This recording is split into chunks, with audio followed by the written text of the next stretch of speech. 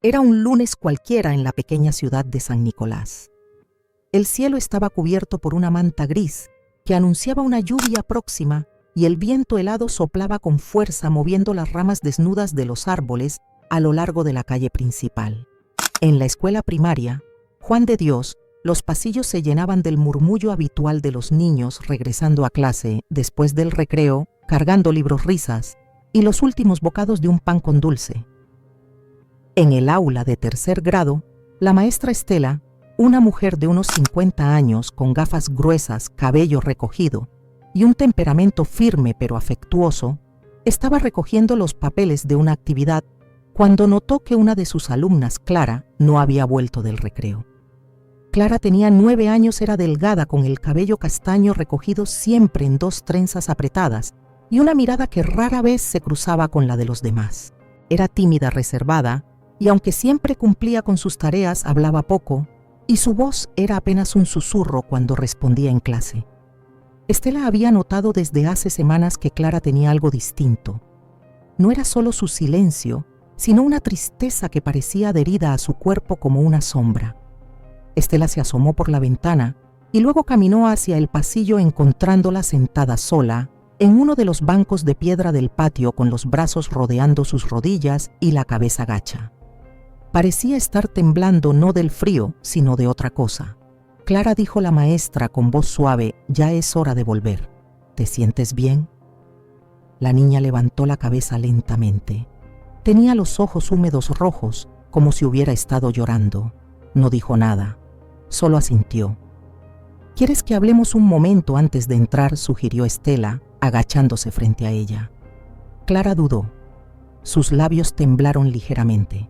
Y entonces, con una voz tan baja que Estela apenas pudo oírla, murmuró: «Papá me encerró en el sótano y me hizo muchas cosas». El corazón de Estela dio un vuelco. Durante un segundo pensó que había escuchado mal, pero la mirada de Clara lo confirmó, no había error. La maestra tragó saliva intentando mantener la calma, pero sus manos comenzaron a sudar y su respiración se aceleró. Sabía que no podía ignorar lo que acababa de escuchar. «Clara, ¿puedes repetir eso?». La niña solo bajó la mirada apretando los puños. Estela se incorporó lentamente y, sin perder el control de su voz, dijo: «Vamos adentro, Clara. Pero no a clase, ¿de acuerdo? Iremos a hablar un momentito con la directora». La directora de la escuela, la señora Robles, tenía un despacho pequeño, decorado con plantas de interior y diplomas enmarcados. Cuando vio entrar a Estela con la niña, notó al instante que algo grave pasaba. Estela, con un gesto apenas perceptible, pidió hablar en privado. Clara se quedó sentada en una silla de la oficina, mientras las 2 mujeres conversaban en voz baja al otro lado de la puerta entreabierta. Luego de apenas unos minutos, Estela regresó y se arrodilló nuevamente frente a la niña. Clara dijo con cuidado: «Cariño, necesitamos que hables un poco más. Lo que dijiste es muy importante. Queremos ayudarte». La niña apretó los labios. Tardó varios segundos en hablar, pero cuando lo hizo fue como si algo en su interior se hubiera roto. «A veces, cuando mamá no está, papá me encierra en el sótano. Dice que es mi culpa, que me tengo que portar bien, pero no sé qué hago mal. Me deja ahí sola, sin luz, con frío, y a veces me toca». La directora Robles sintió cómo se le helaba la sangre. Estela, temblando ligeramente, se levantó y caminó hacia el teléfono. Marcó el número de la comisaría local. Su voz era firme, pero sus piernas temblaban. «Buenas tardes. Soy Estela López, maestra de la escuela Juan de Dios. Tengo aquí a una alumna que acaba de decirme que su padre la encierra en un sótano y la toca de forma inapropiada. Necesito que envíen una unidad. Es urgente». Mientras hablaba, Clara permanecía en la silla completamente quieta, con los ojos perdidos en el suelo, como si al pronunciar esas palabras se hubiera vaciado por dentro. La policía llegó 15 minutos después. 2 agentes, un hombre y una mujer, entraron con paso rápido pero sereno. La agente femenina llamada Jimena se agachó frente a Clara y le habló con voz tranquila como lo haría con una hija. Hola Clara, mi nombre es Jimena. Estamos aquí para ayudarte, ¿sí? No tienes que tener miedo. ¿Nos puedes contar un poquito más? Clara la miró con ojos asustados. Pero al ver que Jimena no levantaba la voz, que no la presionaba, pareció relajarse apenas. Él me dice que si hablo, me va a castigar más fuerte, susurró. Jimena la miró a los ojos con ternura, pero también con una determinación silenciosa. Clara, ya hablaste. Pero no estás sola. A partir de ahora, nadie te va a hacer daño. ¿Quieres venir con nosotros? Vamos a un lugar donde vas a estar segura, ¿sí? La niña no respondió, pero cuando Jimena le ofreció la mano la tomó. Mientras salían del colegio, Estela observó cómo Clara se alejaba rodeada por los agentes y sintió que las lágrimas le llenaban los ojos. No de tristeza, sino de alivio, porque por fin alguien había escuchado. El trayecto hasta la comisaría fue silencioso. Clara iba en el asiento trasero del vehículo policial, con la mirada clavada en sus rodillas, sujetándose las manos con fuerza, como si intentara impedir que su cuerpo temblara. La agente Jimena, sentada a su lado, la observaba de reojo, mientras mantenía una expresión serena. No dijo mucho, pero en un momento sacó una manta pequeña del maletero y la colocó suavemente sobre los hombros de la niña. «Hace frío», murmuró. «Te la puedes quedar si quieres». Clara no respondió, pero no se quitó la manta. El agente Marcos, que conducía, mantuvo la vista en la carretera mientras su mandíbula se apretaba más con cada kilómetro recorrido. Cuando llegaron a la estación ya estaban avisados. En la sala de recepción los esperaba la psicóloga forense de turno, la licenciada Fernanda Núñez, una mujer de mirada cálida y voz pausada que ya había trabajado con otros menores en situaciones difíciles. ¿Es ella?, preguntó en voz baja Jimena, quien asintió. No ha dicho mucho, pero lo que mencionó es grave, muy grave, lo sé. Llévala conmigo. Vamos a una sala tranquila. Jimena le habló suavemente a Clara. Clara, esta es Fernanda. Es una psicóloga muy buena. Puedes hablar con ella, ¿sí? Te va a escuchar, no tienes que tener miedo. Clara no dijo nada. Solo miró a la mujer con ojos grandes y húmedos y después de unos segundos asintió muy despacio. Entraron a una pequeña sala con sillones cómodos, alfombra en el suelo y una lámpara de luz cálida. No había ventanas ni objetos intimidantes. Fernanda cerró la puerta con cuidado y se sentó frente a Clara. ¿Te puedo decir Clary?, preguntó sonriendo. A veces a las Claras les dicen así. La niña hizo una mueca. No era una sonrisa, pero algo en su rostro se suavizó. Yo quiero ayudarte, Clary, pero solo si tú quieres hablarme. Nadie te va a obligar. Está bien. La niña asintió. Y luego, como si esas palabras hubieran desbloqueado algo, comenzó a hablar. Su voz seguía siendo suave, rota, pero las palabras empezaron a fluir. Todo empezó cuando mamá se fue a trabajar fuera. Ella era enfermera. Se fue por muchos días y me dejó con papá. Fernanda tomaba nota no con lápiz ni papel, sino en su memoria. Sabía que mirar fijamente a un niño mientras habla de dolor solo agrava la tensión. Así que solo la escuchaba sin interrumpir. Papá. Me decía que no hiciera ruido, que si lloraba era culpa mía. Me encerraba en el sótano porque decía que era donde las niñas malas aprenden a comportarse. Fernanda sintió un escalofrío recorrerle la espalda. No lo dejó notar. ¿Y estaba sola allí abajo? Clara sintió, a oscuras. A veces no me dejaba salir en 2 días. Me daba un vaso de agua y un pan viejo, o nada. Yo tenía miedo, siempre tenía miedo. Fernanda hizo una pausa breve.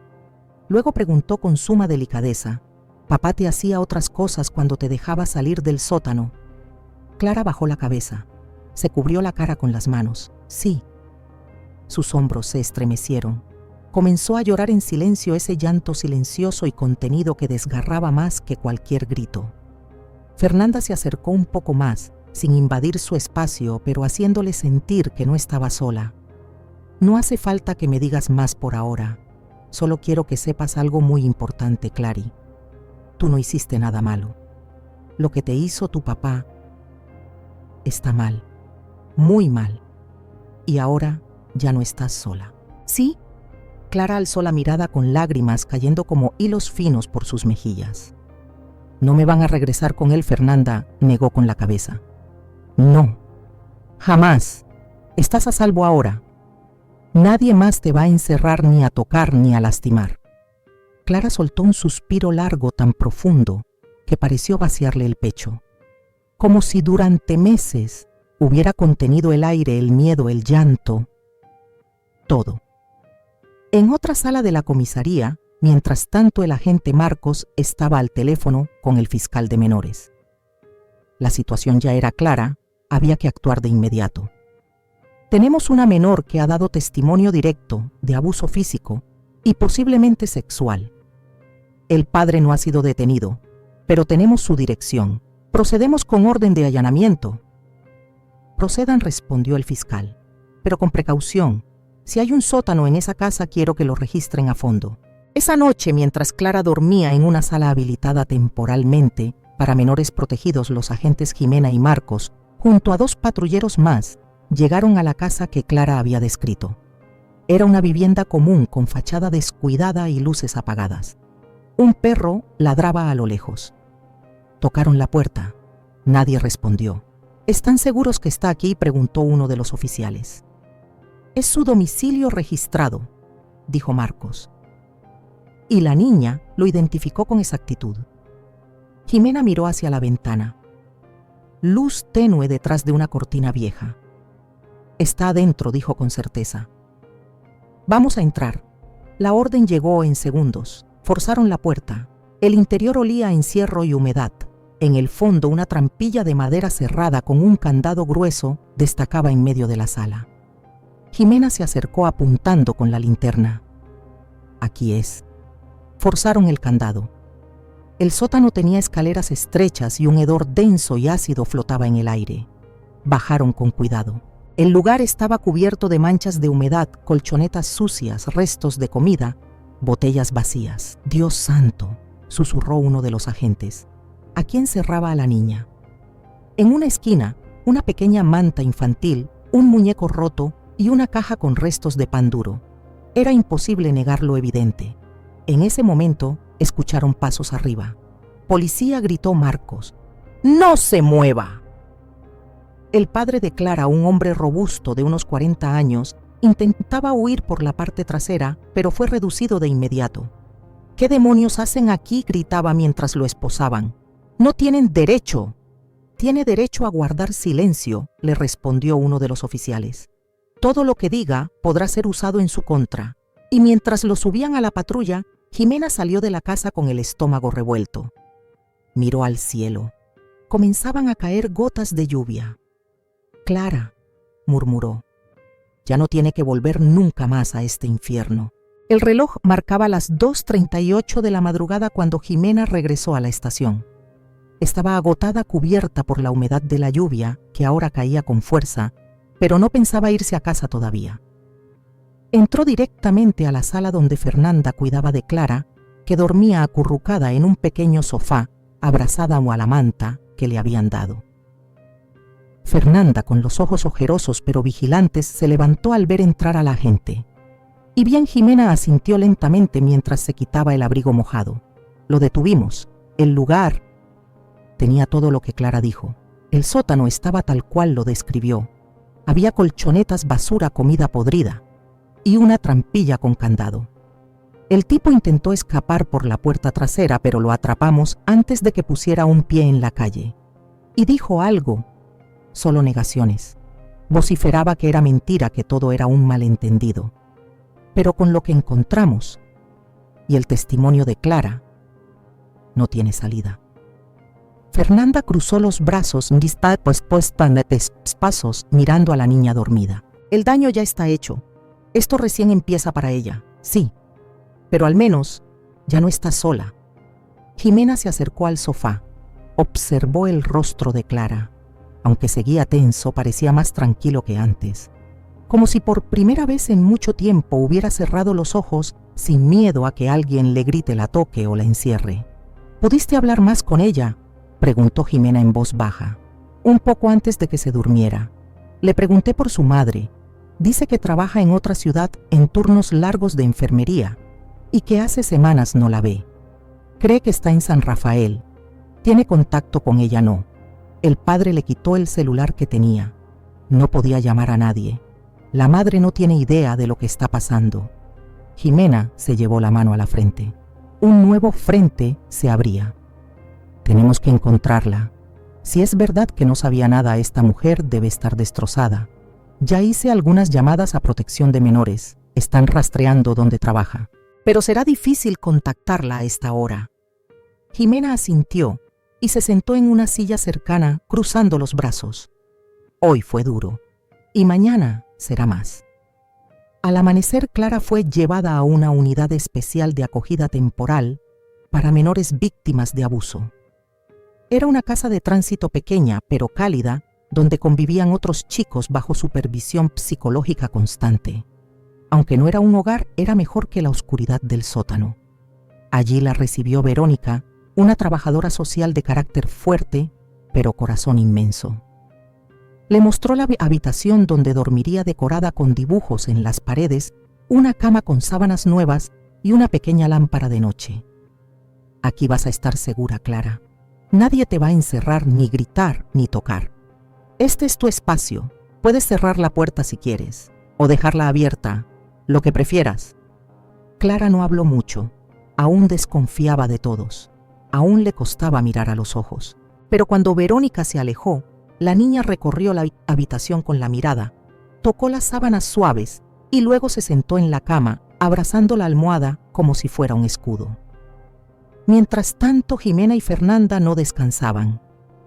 El caso había activado una investigación completa. El fiscal de menores ya había firmado la orden para retirar temporalmente la patria potestad del padre, y las pruebas físicas encontradas en el sótano fueron fotografiadas y catalogadas como evidencia prioritaria. Un juez de familia sería convocado en las próximas 48 horas para decidir qué pasaría con la tutela de Clara. Pero antes de eso, había algo más urgente: localizar a la madre. Fue en la tarde, cuando el cielo aún seguía encapotado, que llegó el aviso. Licenciada Fernanda, dijo una joven administrativa entrando a la oficina, tenemos una llamada. Una mujer dice ser la madre de Clara. Está en San Rafael. Le pasaron su número desde el hospital donde trabaja. Está muy alterada. Fernanda tomó el teléfono de inmediato. Señora Claudia Fuentes. La voz al otro lado estaba entrecortada, acelerada. Sí, mi hija está bien. Me dijeron que la policía fue a buscarla, que algo pasó con su papá. Por favor, ¿qué está pasando? ¿Dónde está? Clara Fernanda respiró hondo. Sabía que las próximas palabras cambiarían todo para esa mujer. Señora Fuentes, su hija está a salvo. Está con nosotros bajo protección, pero necesito que venga lo antes posible. Hay cosas muy delicadas que debemos hablar en persona. ¿Qué cosas? Está herida, la golpearon. No puedo darle detalles por teléfono, pero es muy importante que venga. Clara la necesita. La línea quedó en silencio unos segundos. Luego la mujer dijo con voz temblorosa: salgo ahora mismo. Llego en menos de 4 horas. A las 21:17 de esa misma noche, una mujer de unos 35 años con uniforme de enfermera, el rostro pálido y los ojos desorbitados, bajó de un taxi frente al centro de acogida.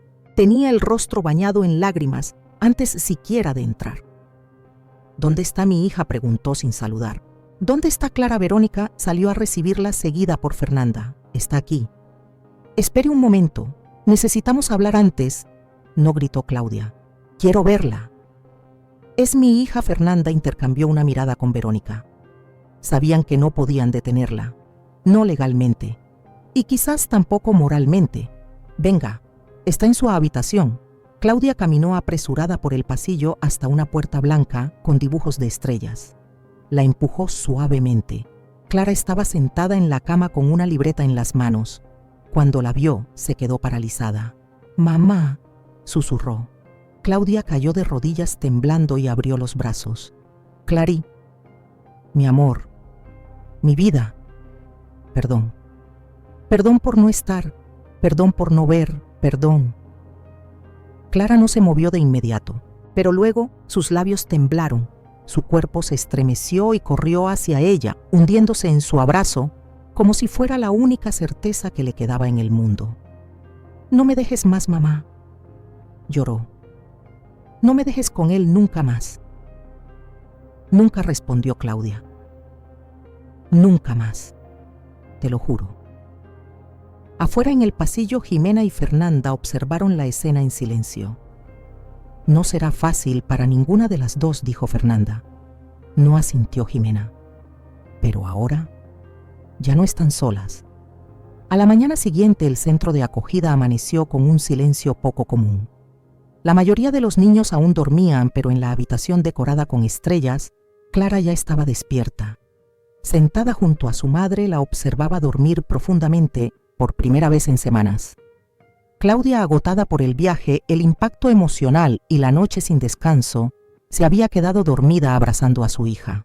Clara la miraba en silencio, repasando mentalmente todos los momentos en que deseó que su madre apareciera como ahora, como un escudo entre ella y el miedo. Durante semanas había soñado con esa escena. Su madre, cruzando la puerta, la salvaba, le decía que todo había terminado. Ahora que ese momento era real, todavía le costaba creerlo. Cuando Claudia abrió los ojos, Clara no dijo nada, pero se acurrucó aún más en su regazo. Claudia acarició lentamente el cabello de su hija con los ojos llenos de lágrimas. No eran las mismas lágrimas de la noche anterior, ahora eran más densas, más llenas de culpa. Clary, mi vida, ¿cómo no vi lo que te estaba pasando?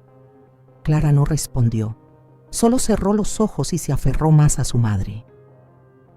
A las 9:00, en la oficina del centro, Jimena, Fernanda y una abogada de protección al menor se reunieron con Claudia para explicarle la situación legal.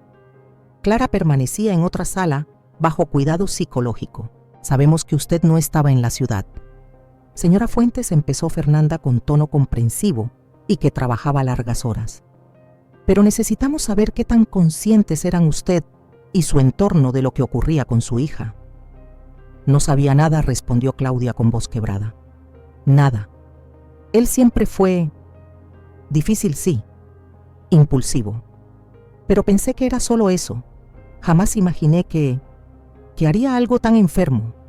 La abogada intervino con tono neutro. ¿Tiene usted cómo demostrar que no tenía conocimiento de los abusos? ¿Comunicaciones, testigos, algún intento previo de advertencia? No tengo pruebas de que no sabía, respondió frustrada. Pero tampoco tenía motivos para sospechar. Clara nunca me dijo nada por teléfono. ¿Y él? Él no dejaba que habláramos mucho. Siempre tenía una excusa. Eso ya lo dijo, Clara, agregó Jimena. Según su testimonio, le quitó el celular y le prohibía hablar contigo. Sí, yo notaba que algo no estaba bien, pero cada vez que llamaba a él, decía que estaba dormida o castigada. Yo insistía, pero él siempre parecía tener una respuesta lista. Nunca me dejó hablar más de 2 minutos con ella. Fernanda tomó nota en su libreta. Luego alzó la vista. Claudia, lo más importante ahora es Clara. Hay que asegurarle estabilidad, cuidado y un entorno seguro. El juez de familia decidirá si usted puede asumir de nuevo la tutela. Pero antes de eso, tenemos que evaluar muchas cosas, incluyendo si usted tiene un lugar adecuado para vivir con ella y los recursos para ofrecerle atención psicológica constante. Claudia asintió. Aunque estaba rota, también comenzaba a mostrar una firmeza que no había tenido la noche anterior. Haré lo que sea. Si tengo que dejar el trabajo, lo haré. Si tengo que mudarme, lo haré. Lo único que me importa es mi hija. Esa tarde, Clara fue llevada a una entrevista forense especializada. Un equipo de psicólogos, médicos y peritos debía evaluar no solo sus heridas físicas, sino también las huellas emocionales. Aunque todo apuntaba a un caso claro de abuso continuado, los procedimientos requerían pasos formales. Clara entró en la sala acompañada por Fernanda. La habitación era cálida con juguetes colores suaves y un escritorio con crayones. No había batas blancas, solo personas que sabían cómo hablar con una niña que había sobrevivido al miedo. Una psicóloga joven se sentó frente a ella. «Hola Clara, ¿te gusta dibujar?» La niña asintió sin hablar. «¿Quieres hacerme un dibujo?» Clara tomó un crayón rojo y empezó a trazar líneas sobre el papel. Primero una casa, luego una figura pequeña encerrada en un cuadrado. Después, otra figura más grande con una llave en la mano. No dijo ni una palabra mientras lo dibujaba. La psicóloga observó en silencio. Sabía que ese dibujo decía más que cualquier testimonio hablado. «Esa de ahí eres tú», Clara asintió. «¿Y el papá? ¿Y qué está haciendo?» «Me castiga. ¿Por qué dice que soy mala? Pero yo no sé por qué». La psicóloga respiró hondo. «No hiciste nada malo, Clara. Eso fue culpa de él. Tú no merecías eso. Nunca». Clara bajó la mirada, pero por primera vez no lloró. A la salida en el pasillo del centro médico, Jimena estaba hablando con Marcos, su compañero de patrulla. ¿Qué dijo el fiscal? Quieren acusarlo por abuso agravado, corrupción de menores, privación ilegítima de la libertad. El caso va a juicio. Tenemos todo para que lo condenen. Y si alega que fue un error disciplinario, no tiene chance. Con el testimonio de Clara, el informe forense, las fotos del sótano, es un monstruo, Jimena. Va a pagar. Y la madre, la jueza, quiere entrevistarla mañana. Si demuestra estar en condiciones, podría recuperar la tutela. Jimena asintió, pero su mirada era distante, como si todavía no lograra desprenderse de lo que vio en esa casa. ¿Sabes? Lo que me mata no es solo lo que les hizo. Es pensar cuántos más habrá como él, en barrios comunes, en casas cerradas, gente que sonríe por fuera y por dentro guarda sótanos con candado. Marcos la miró con seriedad. Sí, pero esta vez la niña habló y alguien la escuchó. Esa noche Clara pidió dormir con la puerta entreabierta. Verónica la arropó con delicadeza y le dejó una pequeña linterna al lado de la cama. Si te despiertas asustada, puedes encenderla. Aquí no hay sótanos ni cerraduras. Aquí hay ventanas, puertas abiertas y gente que te cuida. Clara asintió sin hablar. Cuando Verónica apagó la luz y salió la niña, no durmió de inmediato. Se quedó mirando al techo pensando en los días encerrada en los gritos en la oscuridad. Pero también pensaba en la mano de su madre acariciando su cabeza, en la voz de Jimena, en la lámpara cálida del cuarto. Y por primera vez no soñó con el sótano, soñó con una puerta abierta. El sol apenas comenzaba a filtrarse por las cortinas cuando Clara despertó. Abrió los ojos lentamente con esa mezcla de tensión y expectativa que aún cargaba cada vez que salía de un sueño. Tardó varios segundos en recordar dónde estaba. No había frío, ni cadenas, ni la oscuridad opresiva del sótano. Solo la luz suave del amanecer y el sonido lejano de pájaros afuera. Se sentó en la cama y respiró hondo. Su madre dormía en la misma habitación en una cama improvisada que Verónica había instalado la noche anterior. Estaba profundamente dormida con el cuerpo encogido y las manos apretadas como si también estuviera huyendo de una pesadilla. Clara la observó en silencio. Parte de ella todavía no estaba segura de que todo esto fuera real. Después de unos minutos bajó de la cama con cuidado para no despertarla y salió en puntillas del cuarto. Caminó por el pasillo del centro sin hacer ruido hasta llegar a la pequeña sala de lectura donde había una estantería con libros infantiles. Tomó uno al azar y se sentó en un rincón. Fue Verónica quien la encontró allí media hora después. «Buenos días», Clara dijo con voz suave acercándose. «¿Dormiste bien?» Clara asintió aunque no sonrió. «¿Quieres desayunar algo?», preguntó Verónica. «Hay pan con queso, leche, tibia, jugo de naranja». «Solo leche», susurró Clara. Verónica asintió. Sabía que el apetito vendría con el tiempo. Mientras tanto, en otro sector del edificio, Claudia era evaluada por un trabajador social y una jueza de familia que había llegado en visita extraordinaria. Era un procedimiento poco común, pero dadas las circunstancias del caso, todo se estaba manejando con máxima urgencia. Señora Fuentes, comenzó la jueza, entendemos que ha sido un golpe muy fuerte para usted, pero debemos asegurarnos de que su hija esté en manos seguras. No podemos arriesgarnos a que vuelva a un entorno inestable. Lo entiendo, respondió Claudia con voz firme pero nerviosa. Pero le juro que haré todo lo que esté en mis manos. Ya hablé con mi hospital.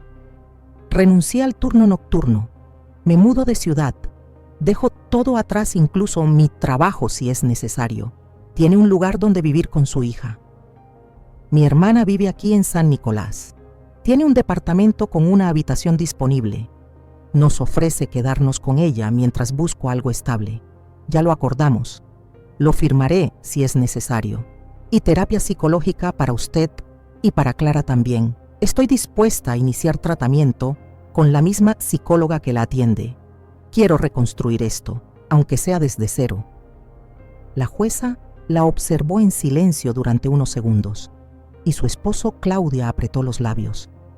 No es mi esposo, nunca lo fue, solo era el padre de Clara. Y si por mí fuera, no volvería a verla jamás. Entonces, ¿está usted de acuerdo con que se le retire completamente la patria potestad? Sí, totalmente. Que nunca más tenga derecho ni a acercarse. La jueza tomó nota. Luego, con voz pausada, añadió: hoy no decidiré todo. Pero he visto madres que niegan la realidad que justifican. Usted no es una de ellas. Eso juega a su favor. Esa tarde, Clara y su madre se reencontraron en el jardín del centro.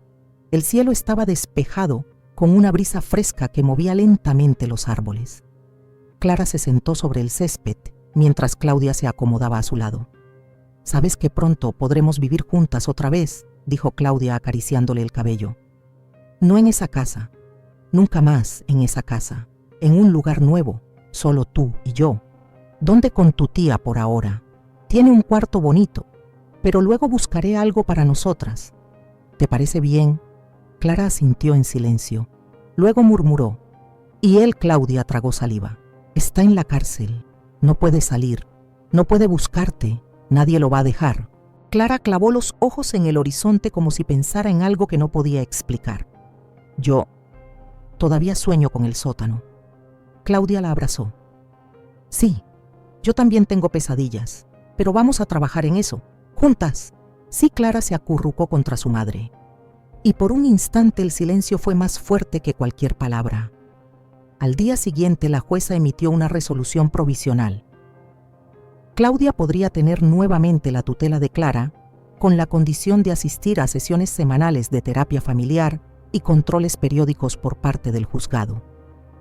El centro de acogida despidió a madre e hija con abrazos y una caja pequeña con dibujos de Clara, cartas escritas por otros niños y una linterna que Verónica le entregó personalmente.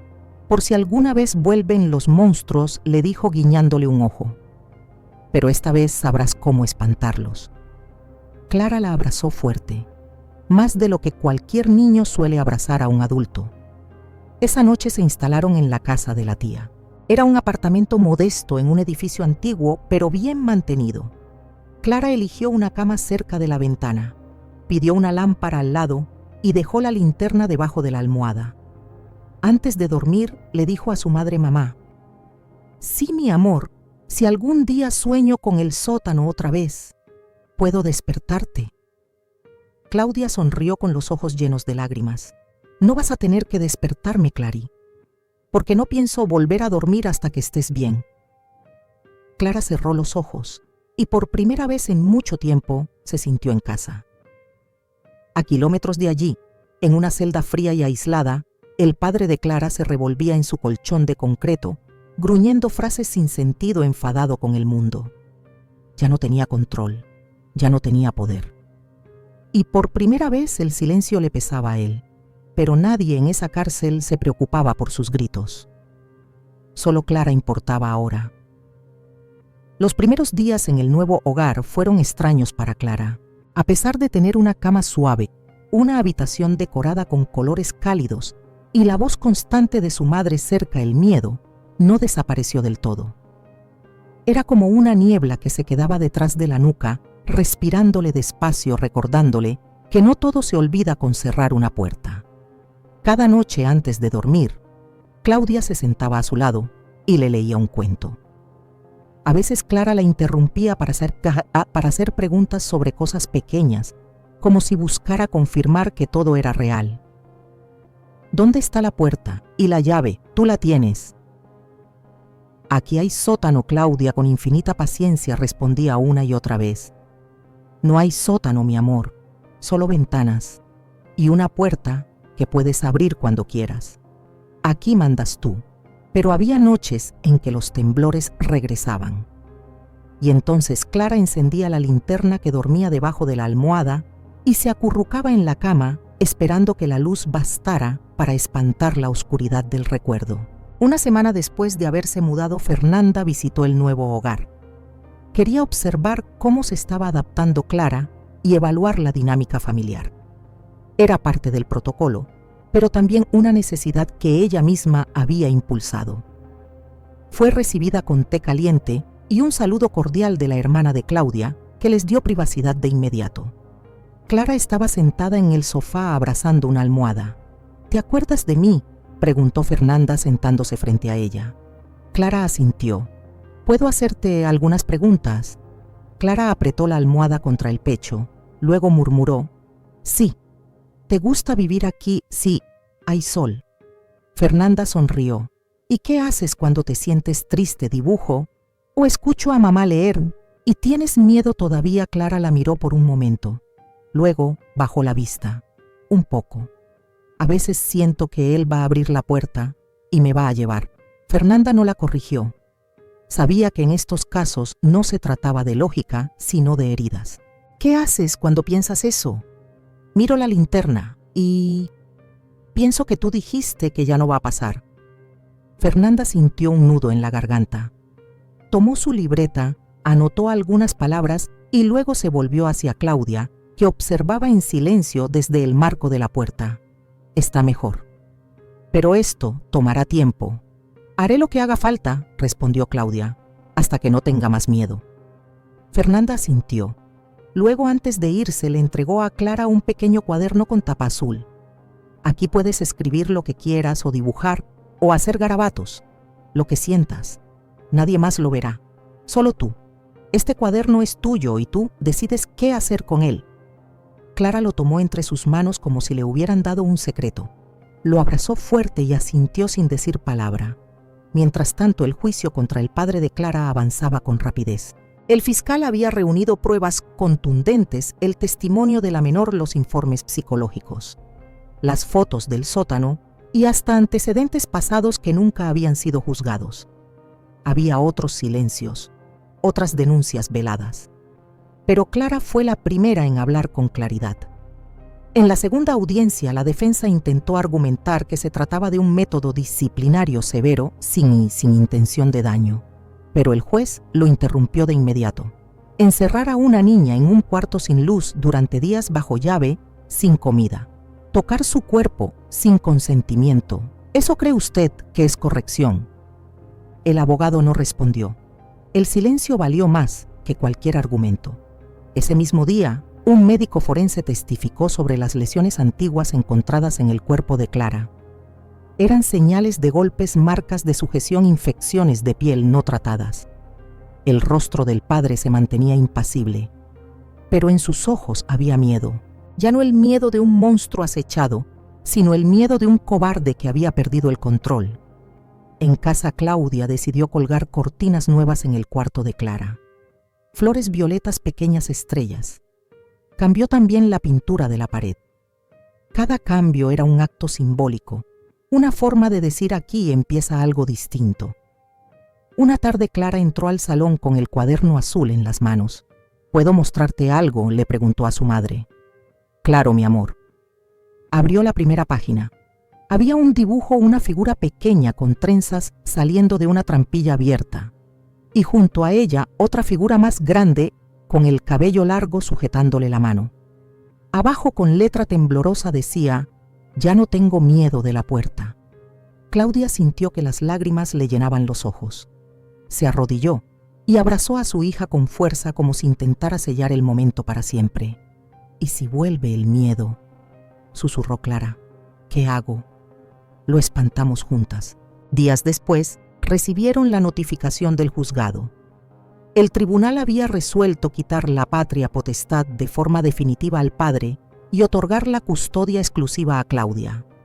Era el cierre legal de un capítulo atroz y el principio de uno nuevo. Claudia leyó la resolución en voz alta. Clara no entendía todas las palabras, pero sí comprendió lo esencial. Él ya no podía decidir sobre su vida. Ni llamarla, ni acercarse, nunca más. «Eso significa que ya no va a venir a buscarme». «Eso significa», respondió Claudia, «que ya no tiene poder sobre ti». «Eres libre, Clara». Clara cerró los ojos. No sonrió. Pero su respiración cambió, más profunda, más serena. Porque en el fondo la libertad no llega con un papel judicial. Llega cuando el cuerpo deja de temblar y el alma puede por fin descansar. A medida que pasaban las semanas, Clara comenzaba a recuperar algo que nunca antes había conocido del todo: la rutina. Pero no una rutina de encierro y miedo, sino una rutina de escuela. Tareas, risas lejanas de otros niños en el recreo y silencios que ya no eran amenazantes sino tranquilos. Fue Fernanda quien recomendó que volviera a clases, aunque con acompañamiento especial. La integración debía ser progresiva, sin presiones.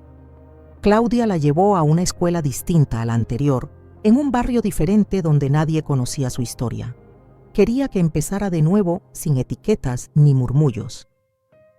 El primer día, Clara fue vestida con un uniforme limpio y una mochila nueva. Tenía el cuaderno azul en su interior, junto con una linterna pequeña que llevaba a todas partes como un amuleto. Claudia la tomó de la mano hasta la entrada y antes de dejarla se agachó y le susurró: «Si en algún momento no te sientes bien, solo tienes que decirlo. No tienes que quedarte, no tienes que ser valiente, solo tienes que ser tú». Clara asintió. Apretó la mano de su madre por última vez y entró. La nueva maestra, Laura, ya estaba informada del caso. No en detalle por protección legal, pero sí sabía que Clara venía de una situación difícil. Desde el primer momento le habló con una voz pausada, sin infantilismos, pero con calidez. «Bienvenida, Clara. Este es tu pupitre. No tienes que hablar si no quieres, solo si sientes ganas». Clara no dijo nada. Solo colgó su mochila en el respaldo de la silla y se sentó. Durante los primeros días no participó, no levantó la mano, pero observaba todo, escuchaba.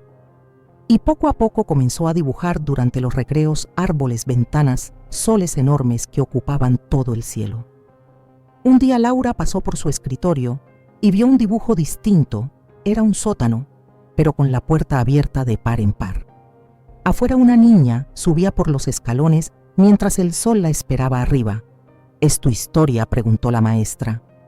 Clara no respondió con palabras, solo asintió. «Entonces es una historia valiente», dijo Laura. «Y hermosa». Mientras tanto, Claudia había comenzado terapia individual con Fernanda. Aunque su prioridad era Clara, también necesitaba reconstruirse como madre, como mujer, como ser humano, que había fallado, aunque no por maldad, al no ver lo que estaba ocurriendo. «Me siento culpable todo el tiempo», decía en cada sesión. «Y a veces cuando veo que Clara sonríe, siento que no merezco esa sonrisa». Fernanda era firme cuando respondía: «La culpa es del agresor, siempre. Pero lo importante es lo que usted hace ahora. Usted eligió creerle, protegerla, cambiar todo. Hay madres que no lo hacen. Usted lo hizo, y eso basta. No hay forma de borrar el daño, Claudia, pero sí se puede construir algo nuevo. El trauma no desaparece, pero se transforma, y Clara te está mostrando que aún puede confiar». Claudia bajaba la mirada cada vez con lágrimas contenidas, pero también con una semilla nueva, la de la esperanza. En la tercera semana de escuela, Clara llegó a casa con una hoja de colores en la mano. Tenía escrita una sola frase con letras grandes: Mi superpoder es que soy fuerte. Claudia la leyó y se quedó en silencio. ¿Lo escribiste tú? Clara asintió. La señora dijo que todos tenemos un superpoder. Algunos dicen correr, otros dibujar. Pero yo puse eso. ¿Y sabes qué dijo su madre? Es verdad. Esa noche, antes de dormir, Clara abrió su cuaderno azul y escribió por primera vez una frase entera. Mamá dice que soy valiente. Yo creo que tengo miedo, pero sigo. Eso también es ser valiente. Cerró el cuaderno, metió la linterna debajo de la almohada y se acostó. Durmió toda la noche sin despertarse. Un mes después, la fiscalía informó oficialmente a Claudia y a Fernanda que el juicio había concluido. El padre de Clara fue declarado culpable por múltiples delitos: abuso, privación ilegítima de libertad y violencia psicológica agravada. La condena 20 años sin posibilidad de reducción. Cuando Jimena fue a contarles la noticia personalmente, Clara la recibió con una tímida sonrisa. «¿Eso significa que no va a salir?», preguntó. «Eso significa», dijo Jimena, «que no volverá a tocarte jamás y que nadie más podrá decirte que no tienes voz». Clara respiró hondo. «Entonces, ¿ya no tengo que tenerle miedo?». Jimena se agachó hasta su altura. «Puedes tener miedo si lo necesitas. El miedo no te hace débil, pero lo importante es que ahora tú decides. Él ya no decide por ti». Clara la miró fijamente.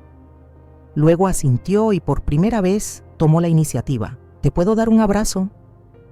Jimena sonrió y abrió los brazos. Clara se lanzó con fuerza, como si abrazara no solo a una persona, sino a todos los adultos que la habían creído, escuchado, cuidado. Esa noche, al volver a casa, Clara cenó con su madre, le mostró un nuevo dibujo, esta vez de una niña con capa de superhéroe, y se fue a dormir sin encender la linterna. Claudia se quedó de pie junto a la puerta observándola mientras dormía. Luego apagó la luz con suavidad. En la oscuridad, Clara murmuró sin abrir los ojos. «No cierres la puerta, solo un poquito abierta». «Claro, mi amor», respondió su madre. «Siempre estará un poquito abierta, porque a veces una puerta entreabierta significa más que cualquier cerradura. Es la promesa de que alguien del otro lado está cuidando». El invierno se fue retirando poco a poco, y con él algunas sombras que aún quedaban en la mirada de Clara.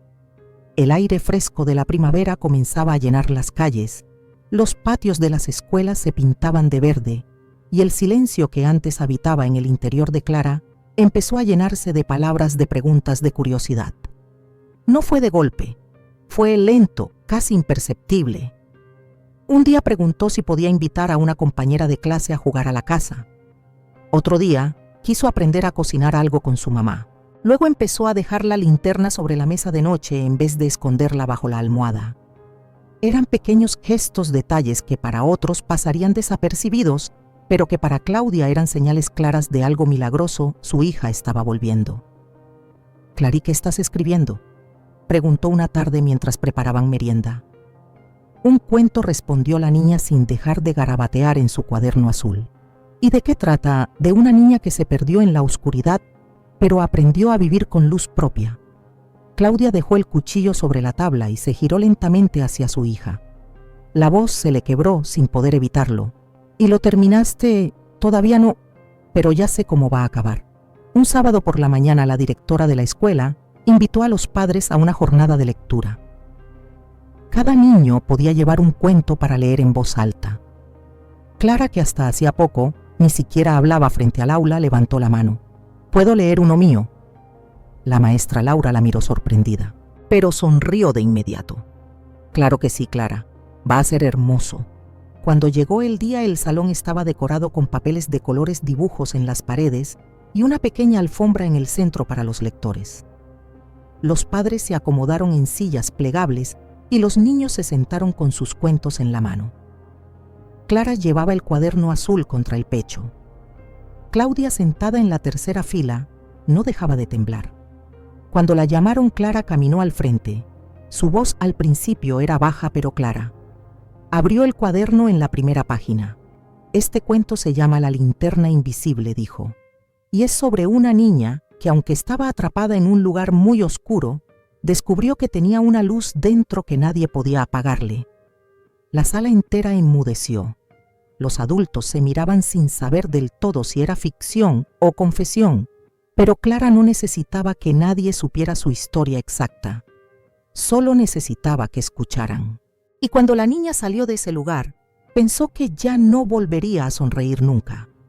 Pero entonces conoció personas buenas que le dijeron que no tenía la culpa y que todo iba a estar bien. Y aunque al principio no les creyó, con el tiempo entendió que era verdad, porque su luz nunca se había ido, solo estaba escondida. Claudia ya no pudo contener las lágrimas, no era la única. Incluso la directora, que no conocía toda la historia, sintió algo apretarle el pecho. Y así, cada vez que tenía miedo, la niña tocaba su corazón y se acordaba de que ahí adentro había una linterna, una que nadie podía apagar. Clara cerró el cuaderno, sonrió y volvió a su lugar sin esperar aplausos. Pero los hubo, y fueron largos, y fueron verdaderos. Esa noche, al llegar a casa, Claudia le preparó su cena favorita, y cuando Clara terminó, se acercó a su madre y le entregó el cuaderno azul. «Puedo dártelo. ¿Estás segura? Dijiste que era solo tuyo. Ya no necesito esconder nada. Quiero que lo leas». Claudia lo tomó con manos temblorosas. Lo abrió despacio, página por página. Había dibujos, fragmentos de sueños, palabras sueltas, nombres inventados. Pero también había frases que la hicieron detenerse. «Hoy pensé en el sótano, pero ya no me asusta tanto. Mamá dice que mis lágrimas no me hacen débil. Cuando me abrazó Jimena, sentí que ya no estaba sola. Quiero ser psicóloga como Fernanda para ayudar a los que tienen miedo». Claudia cerró el cuaderno, lo llevó al pecho y miró a su hija. «Estoy tan orgullosa de ti, Clary. No tienes idea. Te dio tristeza. Me dio de todo, pero también me dio esperanza, mucha». Días después, recibieron una carta formal del juzgado. El caso quedaba archivado. Ya no habría audiencias, ni exámenes, ni visitas oficiales. Clara estaba fuera del sistema. Legalmente su vida podía comenzar de nuevo. «¿Qué significa eso?», preguntó Clara. «Que ahora todo depende de nosotras», respondió su madre. «No más policías, ni firmas, ni entrevistas. Solo vivir». Clara se quedó pensando. Luego preguntó: «¿Y si un día vuelven los recuerdos?». «Entonces los enfrentamos, juntas, como siempre». Pasaron los meses. La linterna quedó en una caja. El cuaderno azul fue guardado en un estante como un tesoro. Clara comenzó a participar en talleres de escritura para niños y la escuela eligió uno de sus cuentos para publicarlo en la revista anual. Claudia, por su parte, volvió a trabajar a medio tiempo en una clínica sin turnos de noche, siempre volviendo a casa antes de que oscureciera.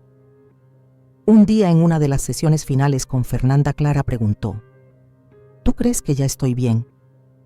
Fernanda sonrió con cariño. «Yo creo que estás aprendiendo a estar bien, y eso es lo más importante. Y si alguna vez vuelvo a sentir miedo, entonces lo hablas, lo escribes, lo compartes. El miedo se hace más pequeño cuando tiene voz». En el último día de clases, la maestra Laura les pidió a los niños que escribieran una frase para el año siguiente. Clara escribió: «Quiero ser feliz, y creo que puedo serlo». Y luego agregó algo más en la esquina del papel: «Ya no me encierro, ya no me encierran». El verano llegó sin avisar, con cielos despejados, olor a jazmín en las calles y tardes largas llenas de luz. Para Clara los días eran distintos. Ahora no se escondía en los rincones, no esperaba sobresaltos, no dormía con los ojos entreabiertos. Había descubierto poco a poco, como quien entra a una piscina con el agua tibia, lo que era vivir sin miedo constante. La escuela había terminado y, con el tiempo libre, su madre la inscribió en un taller de arte para niños. El primer día, Clara no quiso participar. Se sentó con los brazos cruzados al fondo de la sala. Observabas a los demás niños pintar y reír, pero no se movía. Cuando la profesora se acercó con un pincel en la mano, Clara se encogió. «Solo si tú quieres», dijo la mujer, dejándole el pincel sobre la mesa sin presionar. Esa tarde Clara no tocó nada, pero al día siguiente pintó un círculo, luego una ventana, después un árbol, y en la tercera semana pintó a una niña de pie con un vestido azul y una linterna brillante en la mano. ¿Quién es?, le preguntó la profesora. Soy yo, dijo Clara sin dudar. Una tarde, mientras regresaban del taller, Clara caminaba tomada de la mano de su madre en silencio. Algo parecía inquietarla. Claudia la notó. ¿En qué piensas, Clary? En que tengo miedo, pero no sé de qué. ¿Pasó algo? No. Pero a veces, cuando todo está bien, me da miedo que vuelva a pasar algo malo. Como si mi mente me dijera que la calma no va a durar. Claudia se detuvo en seco. Se agachó para quedar a su altura. Eso se llama miedo aprendido, mi amor. Y es normal. Cuando alguien vive algo horrible, su cuerpo se acostumbra a estar alerta todo el tiempo. Pero ¿sabes qué? No tienes que pelear contra ese miedo. Solo tienes que recordarle que ahora estás a salvo, que estás conmigo. Clara la miró con ojos vidriosos. Y si un día ya no estás, entonces habrás aprendido a cuidarte sola. Pero no va a ser pronto. Aquí estoy. Y aquí voy a seguir. Esa noche Clara abrió su cuaderno azul que no había tocado en semanas y escribió una sola frase en una hoja limpia. A veces el miedo vuelve, pero ahora yo también vuelvo. Cerró el cuaderno y lo colocó con cuidado en un estante nuevo que su madre le había instalado en la habitación junto con sus libros y dibujos. Luego, encendió su lámpara de noche no porque lo necesitara, sino porque le gustaba su luz suave cálida, parecida al sol de la tarde. Cuando Claudia entró para darle las buenas noches, la encontró en paz. ¿Quieres que te lea algo?, preguntó. No, respondió Clara con una sonrisa pequeña. Esta vez yo quiero leerte a ti. Claudia se sorprendió. Se sentó en la cama mientras Clara abría una hoja marcada del cuaderno azul. Es un cuento corto que escribí hoy. ¿Cómo se llama? La casa sin sótano. Claudia se acomodó dispuesta al escuchar. Había una vez una casa. No era grande ni lujosa, pero tenía ventanas abiertas, un gato que dormía al sol y risas en los pasillos. Lo más importante de esa casa era que no tenía sótano. No porque no pudieran construir uno, sino porque quienes vivían allí decidieron que no querían secretos oscuros ni castigos escondidos. En esa casa, cuando alguien tenía miedo, se prendía una lámpara. Y cuando alguien lloraba, se le abrazaba. Nadie era perfecto, pero todos sabían escuchar. Y así la niña, que antes vivía encerrada, aprendió que el mundo podía ser distinto y que había casas donde solo se guardaban recuerdos felices. Claudia no pudo hablar. Solo se inclinó y abrazó a su hija más fuerte de lo que nunca antes la había abrazado. El domingo siguiente fueron a visitar a Fernanda por última vez. La psicóloga ya no era necesaria como profesional, pero se había convertido en alguien importante para Clara, una figura segura, amable e incondicional. Se encontraron en un parque tranquilo con bancos de madera bajo la sombra de los árboles. Fernanda, exclamó Clara al verla, «Te traje algo». Le extendió un sobre decorado con dibujos hechos a mano. Dentro había una carta escrita con la letra clara y segura de una niña que por fin sabía usar su voz. «Querida Fernanda, gracias por creerme cuando nadie más lo hacía. Gracias por explicarme que no era mi culpa. Gracias por decirme que tener miedo está bien. Ya no me asustan las puertas cerradas, porque aprendí a abrirlas. Con cariño, Clara». Fernanda la leyó en silencio. Luego se quitó los anteojos para secarse los ojos. «Nunca voy a olvidar estas palabras, Clara. Nunca. Yo tampoco te voy a olvidar». Fernanda la abrazó. Y mientras la apretaba contra su pecho, pensaba en todas las niñas que no llegaron a escribir cartas como esa, y en lo milagroso que era cada vez cuando una sí lo lograba. Al regresar a casa, Clara volvió a dibujar. Esta vez no eran sótanos, ni puertas, ni candados. Eran casas con flores, manos entrelazadas y niñas riendo. Por primera vez su cuaderno azul estaba casi lleno. Y por primera vez Clara no necesitaba llenarlo todo para sentirse completa. Porque lo que más importaba ya lo había escrito en su corazón. Ya no tengo que sobrevivir. Ahora puedo vivir. El final del verano llegó con un cielo despejado sin una sola nube, como si incluso el clima quisiera celebrar lo que estaba ocurriendo. Una niña que alguna vez vivió entre sombras, ahora caminaba bajo el sol con la cabeza en alto y los pasos firmes. Clara ya no contaba los días con miedo, ahora los contaba con proyectos, un nuevo curso escolar, una visita al museo, una receta que quería probar con su madre, un libro que quería terminar. Su rutina ya no era una trinchera de defensa, era una vida que poco a poco comenzaba a construirse con intenciones propias. La linterna que una vez fue su salvación estaba guardada en una caja bajo la cama. No porque la olvidara, sino porque ya no necesitaba tenerla cerca todo el tiempo. Su miedo, aunque seguía existiendo en lo profundo, ya no gobernaba su existencia. Había aprendido a mirarlo de frente, a reconocerlo y sobre todo a no dejar que decidiera por ella. Un día, al regresar del colegio, encontró a su madre ordenando papeles en la sala. Clara la observó desde la puerta en silencio. Claudia tenía una carpeta en las manos y parecía emocionada. «¿Qué haces, mamá?» «Estoy preparando algo», respondió con una sonrisa. «¿Te acuerdas del cuento que escribiste? La linterna invisible». «Sí. ¿Por qué una amiga mía trabaja en una editorial para niños? Le hablé de tu historia, la leyó y quiere publicarla».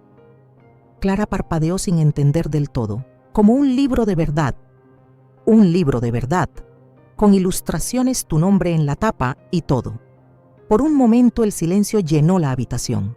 Luego Clara se acercó despacio y se sentó junto a su madre. «¿Y si se enteran de lo que me pasó?», Claudia acarició su cabello. «Tú decides cuánto contar. Puedes poner otro nombre si quieres, o decir que es ficción. Pero si decides contar la verdad, también será valiente y puede ayudar a otros niños que estén pasando por cosas parecidas. A veces un cuento puede ser una linterna para alguien más». Clara bajó la mirada. Luego muy despacio dijo: «Entonces, quiero que lo lean, que sepan que se puede salir, que se puede vivir después». La publicación del libro fue pequeña, casi modesta, pero significativa. Lo presentaron en la biblioteca del barrio en una sala con paredes de ladrillo y sillas de plástico. Aún así, para Clara fue como un teatro lleno. Cuando se paró frente al micrófono con su madre a un lado y Fernanda entre el público, Clara sintió un temblor recorrerle las piernas. Pero esta vez no era miedo, era algo nuevo, una mezcla de emoción, orgullo y vértigo. «Hola», dijo. «Mi nombre es Clara, y este cuento lo escribí porque cuando tenía miedo alguien me escuchó». Levantó el pequeño libro en sus manos. «Ahora yo quiero que otros niños sepan que no están solos, que no es su culpa, que no importa qué tan oscuro sea el lugar, siempre hay una salida». El aplauso fue suave, respetuoso, pero lleno de fuerza. Claudia la miró con lágrimas en los ojos. Y Fernanda, sentada al fondo, sintió que su trabajo tenía sentido, que por cada niño que no podía hablar había otros que lograban hacerlo, y eso bastaba. Al volver a casa esa noche, Clara guardó el primer ejemplar de su libro en el estante junto al cuaderno azul. Luego, se sentó frente a la ventana de su cuarto mirando las luces lejanas de la ciudad. Sacó una hoja nueva, escribió la fecha y comenzó a escribir. «Papá me encerró en el sótano y me hizo muchas cosas. Pero un día hablé, y mi voz fue más fuerte que sus llaves, que su puerta, que su silencio». Pausa. «La maestra me creyó, la policía me protegió, mi mamá volvió, y yo también volví». Siguió escribiendo. «Durante mucho tiempo creí que lo que me pasó me rompió, pero ahora entiendo algo que nadie me dijo. Nunca no estoy rota, solo estoy creciendo. Y cada cicatriz es una parte de mi historia que no me avergüenza, porque sobreviví, porque hablé, porque existo». Guardó la hoja entre las páginas del cuaderno. Cerró la ventana, se acostó. Y justo antes de cerrar los ojos murmuró: «Buenas noches, Clara. Estás a salvo». Y durmió profundamente. Sin linterna, sin miedo, sin sótano, solo con su historia y con toda una vida por delante para escribir las siguientes páginas.